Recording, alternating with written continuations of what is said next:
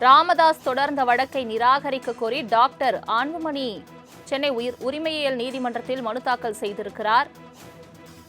உரிமையியல் நீதிமன்றத்தில் அன்புமணி மனு தாக்கல் செய்திருக்கிறார். ராமதாஸ் தொடர்ந்த வழக்கை நிராகரிக்க கோரி அன்புமணி சென்னை உரிமையியல் நீதிமன்றத்தில் மனு தாக்கல் செய்திருக்கிறார். அண்மை செய்தியாக பார்த்து வருகிறோம். பாமக நிறுவனர் ராமதாஸ் தொடர்ந்த வழக்கை நிராகரிக்க கோரி அன்புமணி சென்னை உரிமையியல் நீதிமன்றத்தில் மனு தாக்கல் செய்திருக்கிறார். முக்கிய செய்தியாக பார்த்து வருகிறோம்.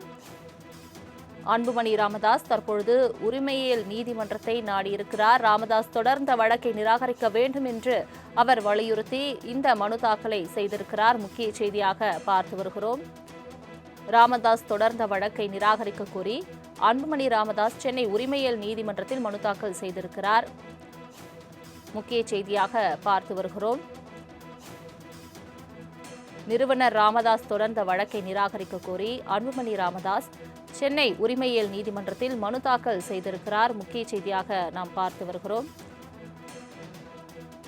பாமக உட்கட்சி பூசல் தீவிரமடைந்து வரும் நிலையில் தேர்தல் நெருங்கி வரக்கூடிய சூழ்நிலையில் தற்பொழுது ராமதாஸ் உரிமையியல் நீதிமன்றத்தை நாடியிருந்த நிலையில் தற்பொழுது அன்புமணி அதற்கு எதிர்க்கும் விதமாக நிராகரிக்க வேண்டும் இந்த வழக்கை என்று கூறி மனு தாக்கல் செய்திருக்கிறார். அது தொடர்பான அண்மை செய்தியை நாம் பார்த்து வருகிறோம். ராமதாஸ் தொடர்ந்த வழக்கை நிராகரிக்க கோரி அன்புமணி சென்னை உரிமையியல் நீதிமன்றத்தில் மனு தாக்கல் செய்திருக்கிறார். முக்கிய செய்தியாக பார்த்து வருகிறோம். ராமதாஸ் தொடர்ந்த வழக்கை நிராகரிக்க வேண்டும் என்று அன்புமணி மனு தாக்கல் செய்திருக்கிறார். தொடர்பான மேலும் விவரங்களை தருவதற்காக செய்தியாளர் கிருஷ்ணமூர்த்தி இணைப்பில் இருக்கிறார். கிருஷ்ணமூர்த்தி வணக்கம்.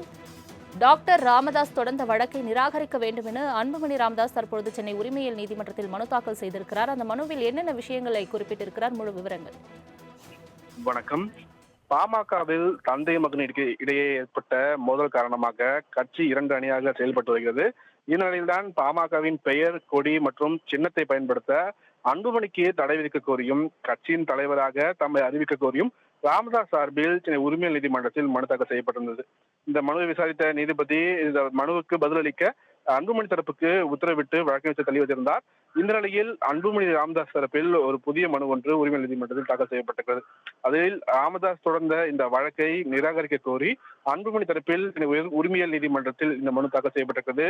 இந்த மனுவில் ராமதாஸுக்கு 87 வயது ஆகிவிட்டதாகவும் வயது மற்றும் மருத்துவ காரணங்களால் அவரால் நிர்வாக முடிவுகளை எடுக்கும் நிலையில் இல்லை என்று அந்த மனுவில் தெரிவிக்கப்பட்டது. மேலும் இதை பயன்படுத்தி கொண்டு சிலர் ராமதாஸை தவறாக வழிநடத்துகிறார்கள் என்றும் சிலர் தனிநபர்கள் பாமக கட்சிக்கு எதிராக செயல்பட்டு வருவதாக அந்த மனுவில் அவர் குற்றச்சாட்டு வைத்திருக்கிறார்.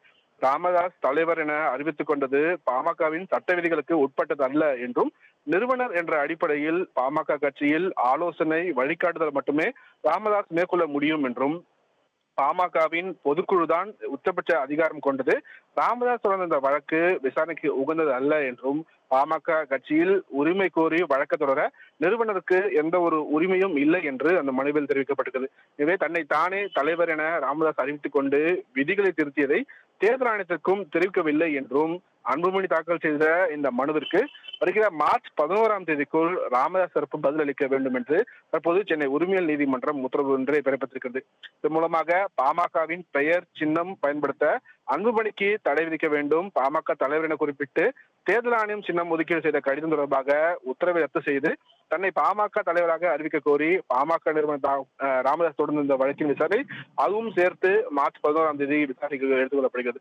இந்த இரு மனுக்களுக்கும் பதில் மனு தாக்கல் செய்யப்பட்டு அன்றைய தினம் விசாரணைக்கு எடுத்துக்கொள்ளப்படும் என்றும் அன்றைய தினமே விசாரித்து தீர்ப்பு வழங்கப்படும் என்றும் நீதிபதி தரப்பில் தெரிவிக்கப்பட்டது.